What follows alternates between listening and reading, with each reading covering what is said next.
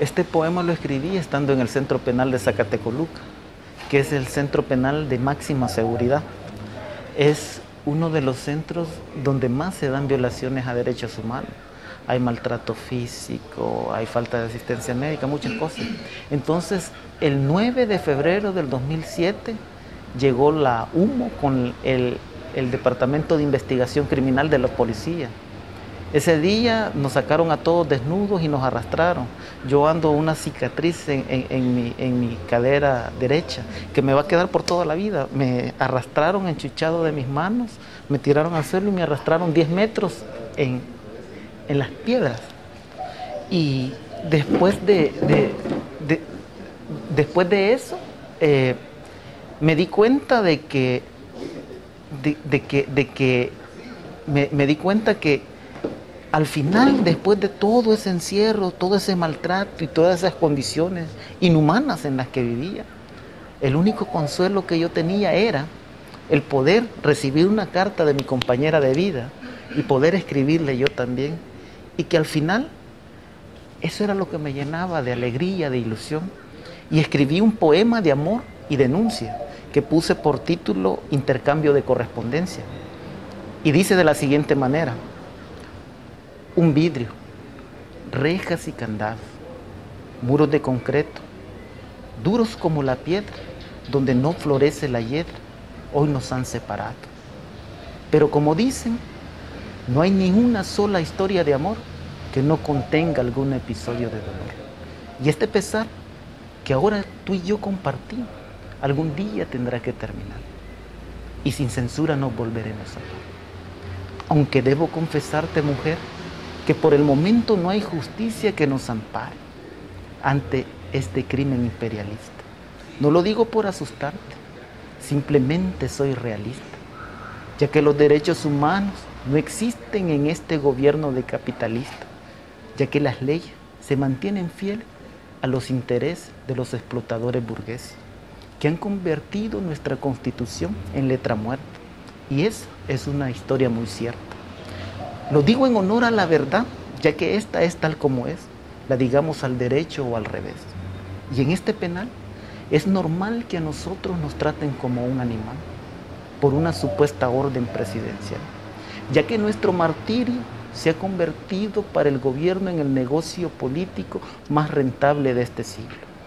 Pero bajo este encierro, ni los choques eléctricos, los golpes de los custodios, las balas de las escopetas o el gas pimienta lastiman más el corazón que las noches de silencio y soledad, cuando extrañamos con tristeza la felicidad que solo Dios sabe cuándo volverá. Y solo tú y yo sabemos lo difícil que ha sido para los dos todo este tiempo transcurrido, todo lo que hemos sufrido. Aquí, para ti y para mí, los días de visita son nuestro mayor castigo. Al vernos, al estar tan cerca, sin podernos besar ni acariciar, por causa de este régimen especial, donde es prohibido amar. ¡Ah, qué difícil es el amor en estas condiciones! Cuando existen tantas barreras y limitaciones. Y a pesar de todo, mi único consuelo son tus cartas llenas de amor, junto a mis ilusiones. ¿A qué organización pertenece usted? A la MS, Mara Salvatrucha. ¿Y desde cuándo? Desde 1992. 17 años. Sí. O sea que es casi uno de los fundadores, ¿o no? No. ¿Empezó mucho antes? Empezó mucho antes. Ya, ¿y cuántos años tiene usted?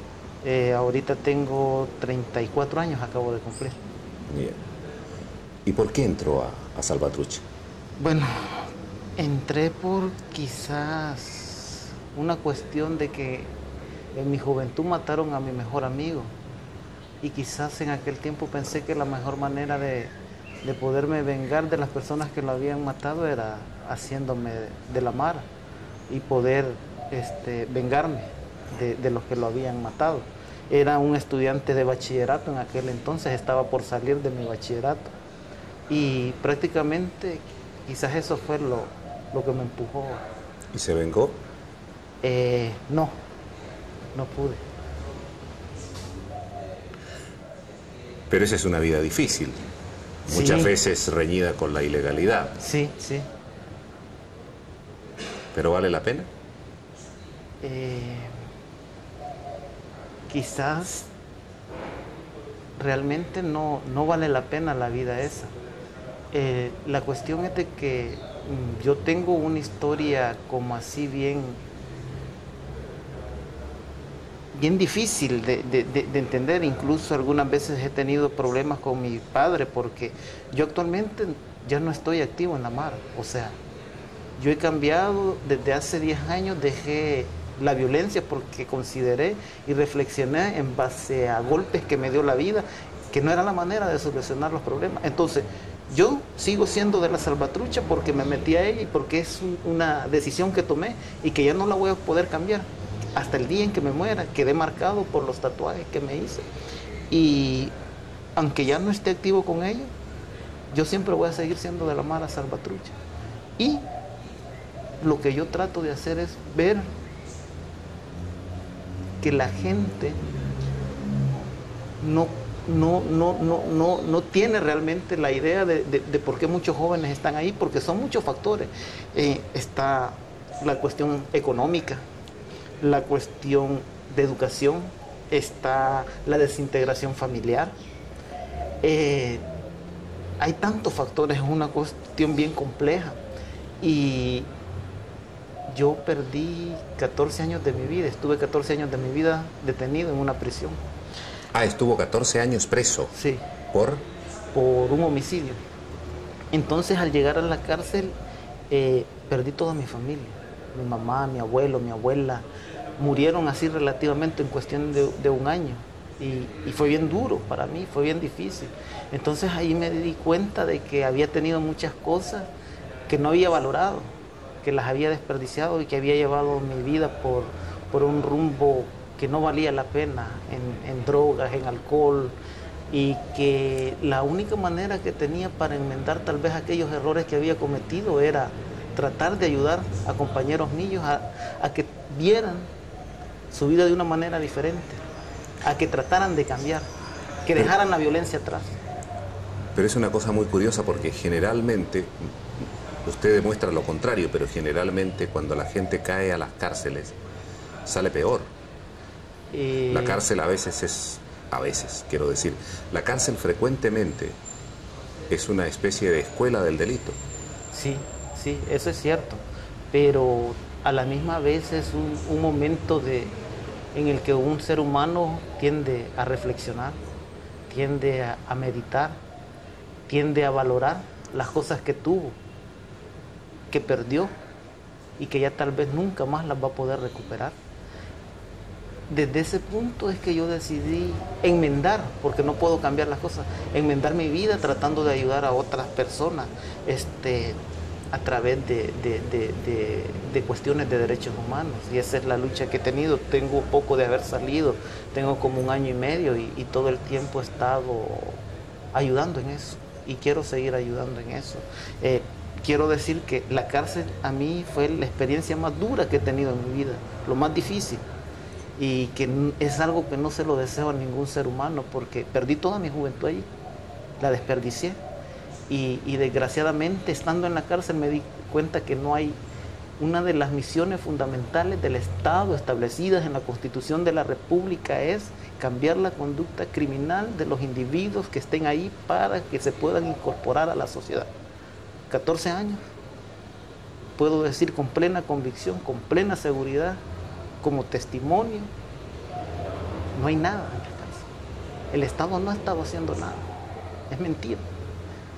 Y cuando algunos trataron por convicción propia de cambiar y hacer cosas diferentes, los tipificaron como reos de alta peligrosidad por tener la capacidad de pensar, de organizar y de querer hacer cosas diferentes. ¿Por qué? Hay una frase de Eduardo Galeano que creo yo que es cierto. Y hay muchos intereses de poner. El crimen paga y paga bien. Y hay mucha gente que le conviene que siga habiendo crímenes. ¿Por qué? Tienen cuerpos de seguridad, agencias de seguridad, venden armas. Y están generando ingresos para él. Usted sabe que por lo menos los medios de comunicación aseguran que en el caso de El Salvador las maras ya han dejado de ser solamente las pandillas y se han metido al crimen organizado, que participan en el tema del narcotráfico, que están siendo subvencionados por el crimen organizado. Yo te podría decir con plena convicción, porque yo voy a todas las comunidades, trabajo, que es una mentira. Es una mentira. Y el problema es de que si no cambian las políticas criminales, este problema se va a seguir dimensionando. 20 años, casi 20 años de mano dura, super mano dura, más cárceles. Se han dado cuenta que han fallado todas esas políticas. No son las correctas. Así como nosotros, muchos de los que formamos parte de la pandilla, que aún estamos vivos, que veníamos de ser testigos de una guerra, ahora nuestros hijos están creciendo con esa represión de parte de la policía. ¿Usted tiene hijos? Sí. ¿Cuántos? Tengo 2. ¿De qué edad? Uno tiene 4 meses y la otra tiene 5 años. Entonces, es triste. Si tú vas a las comunidades, a cualquier comunidad, catalogadas por la policía como zonas de alto riesgo o de peligrosidad, te das cuenta que los niños no tienen el espacio para poder salir a jugar porque están pensando que va a llegar la policía a golpearlos, a botar las puertas, a maltratar a sus madres, a sus padres, a sus tíos, a sus abuelos. La Policía Nacional Civil creo yo que ha dejado de hacer su función como se pensaba en los acuerdos de paz, que tenía que ser una policía comunitaria que estuviera en estrecha relación con la gente, ayudando. Hoy ha comenzado desde hace unos 10 años a ser represivo por la supuesta lucha ante el crimen de las pandillas. Al final, y yo vuelvo a repetir esto, de que hay que dimensionarlo más allá, y para poder solucionar estos problemas hay que hablar con la gente, con los hipotes que están inmersos en las pandillas, porque de las pandillas son los hijos de las señoras de los mercados, de las mujeres que trabajan en las maquilas, de los hogares desintegrados de la clase media, que a falta de tener un padre, una madre, buscan refugio en sus amigos que están enrolados en pandillas. Entonces, esta es una cuestión muy compleja, que no simplemente es de tratar con represión, porque eso no funciona. Yo siempre he dicho de que, o he mantenido durante los últimos 10 años, que hay que implementar programas. A mí me da risa porque el gobierno que recién ha salido hablaba de una mano amiga, de ayudar a los rancheros. Eso es mentira. Si tú vas a las comunidades y preguntas, ¿cuál mano amiga? Es paja, no hay nada de eso. Y lo difícil es de que este círculo vicioso nos está afectando a todos. Yo en lo personal no quisiera que mis hijos estuvieran inmersos en eso, pero hay mucha gente que, como te digo, está creciendo ahorita con ese odio y con ese rencor hacia la sociedad, hacia la policía. ¿Por qué? Por esa represión de la que ellos son víctimas, incluso en veces sin formar parte de una pandilla. Estamos conversando en Radio Nederland con un integrante de la pandilla Salvatrucha. Vamos a lo de la carta. ¿Qué motivaciones tienen para escribirla? La motivación principal quizás es eso que te decía, que muchos de nosotros estamos cansados de esta vida en la que hemos sido perseguidos, maltratados, discriminados, donde se nos han cerrado todos los espacios. Consideramos que dentro de nosotros hay mucha gente que tiene capacidades intelectuales para poder incorporarse en cualquier parte de la sociedad. Se pueden reinsertar en la sociedad. Correcto. Si tienen la oportunidad para hacerlo. Correcto. Y el problema es de que se nos ha estigmatizado tanto que no tenemos espacio. Hay gente que, a pesar de ser cristiana, y ha querido incorporarse a la sociedad. Y si la policía lo encuentra en un lugar con un par de gente o en su trabajo, lo golpea y dice de que es un pandillero y que no tiene derecho, lo lleva 6 días a la Bartolina, allá ¿Qué lo es tiene. eso? La Bartolina es un tiempo que te tienen en una pequeña celda para investigación. Son 6 días o 72 horas, 3 días, más o menos. Entonces, todas esas cosas afectan, pues, o sea, realmente afectan. ¿Y ustedes creen que el nuevo gobierno puede cambiar la situación? Creemos de que pueden ayudar si tienen la voluntad política de quererlo hacer. Una cosa es la voluntad política del gobierno, Sí.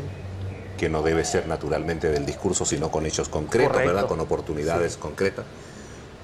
¿Y la voluntad política de la gente de las pandillas está?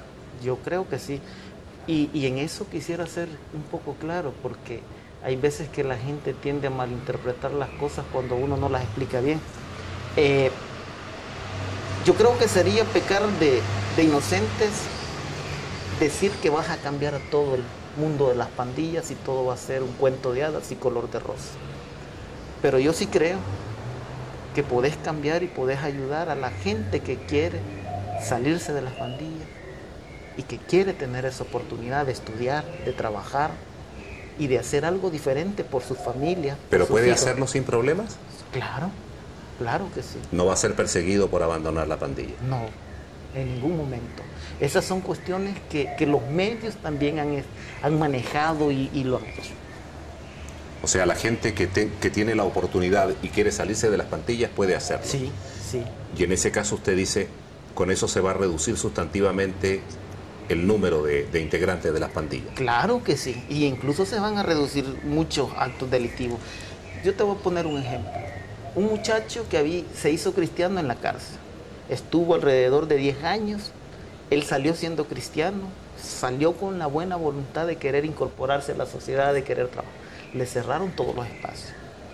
Tenía un niño de 6 meses, no tenía trabajo, el niño se le enfermó, tuvo que ir a robar. Desgraciadamente para él, la policía lo agarró. Está preso otra vez. Le arruinaron la vida.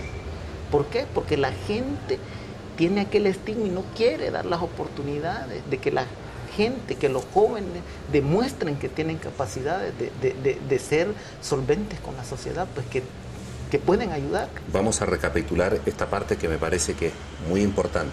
Usted dice lo siguiente: no nos hagamos ilusiones, este problema no se va a solucionar de la noche a la mañana. Correcto. Pero si hay voluntad política de las autoridades y de la pandilla, en un lapso de tiempo prudente, se pueden reducir los miembros de cada pandilla, se pueden reintegrar muchos a la sociedad civil y eso va a traer como consecuencia también una reducción significativa de los delitos. Correcto, correcto, correcto.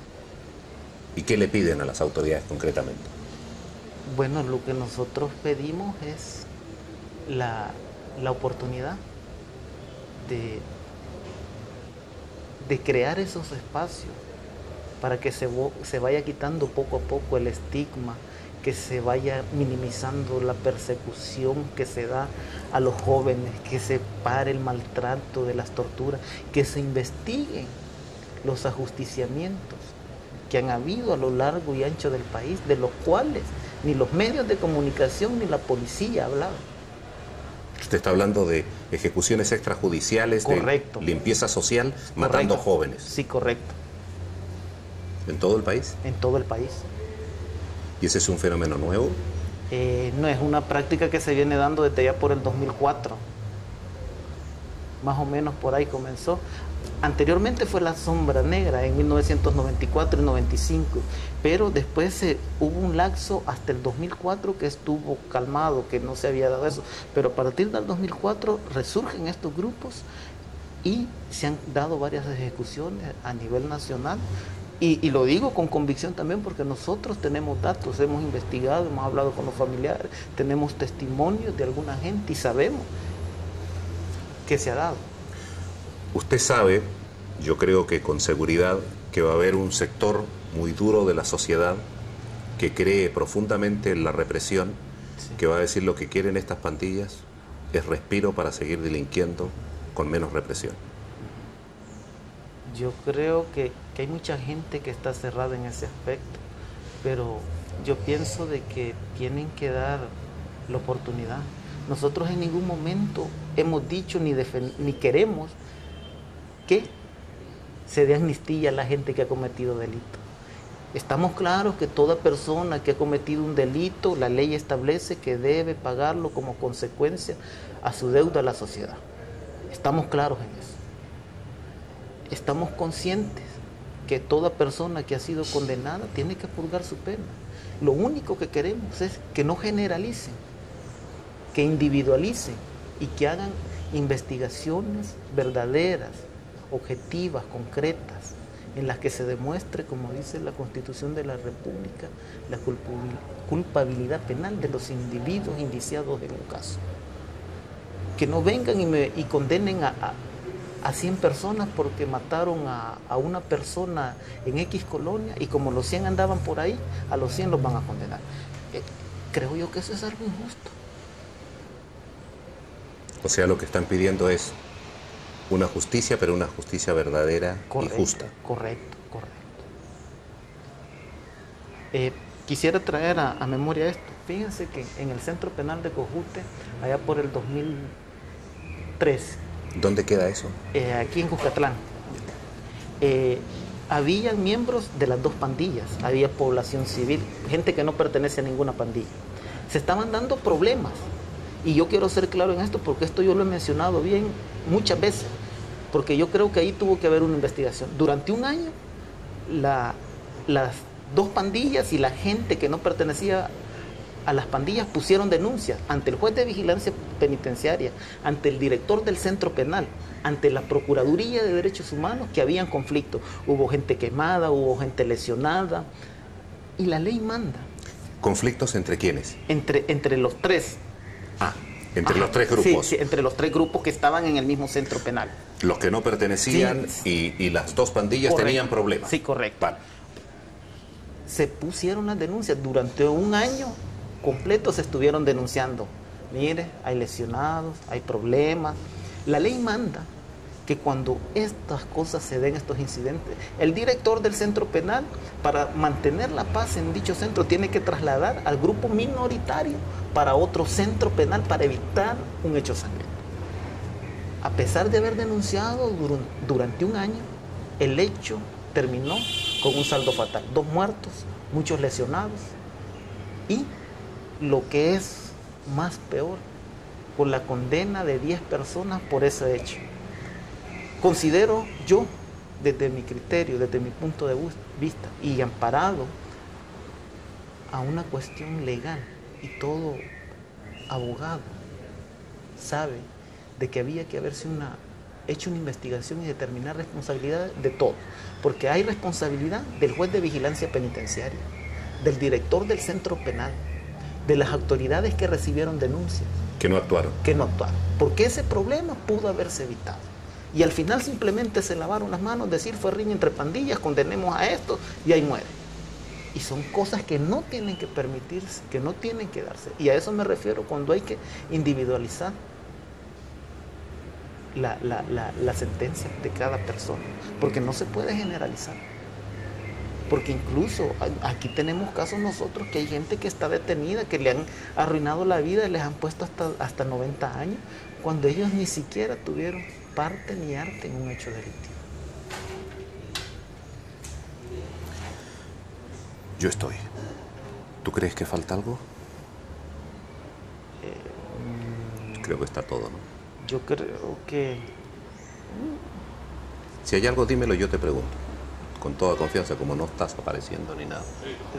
Quizás lo que quisiera ahondar más un poco es en las condiciones que vive la gente en los centros penales.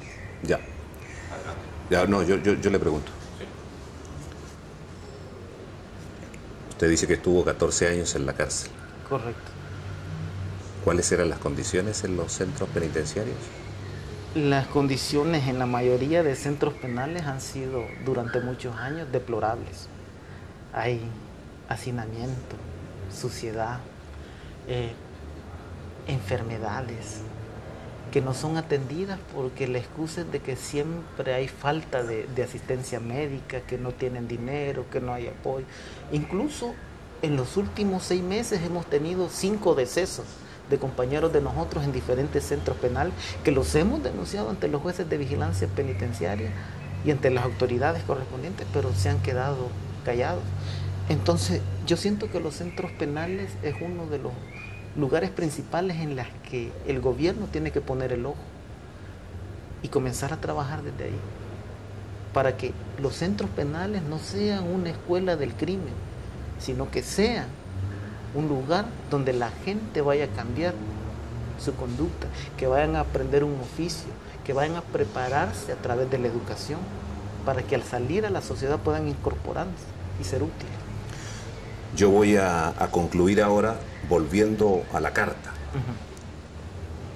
Debemos creer firmemente que existe una voluntad decidida de los dirigentes de Salvatrucha para iniciar un proceso que tienda a solucionar el problema. Sí. Sí.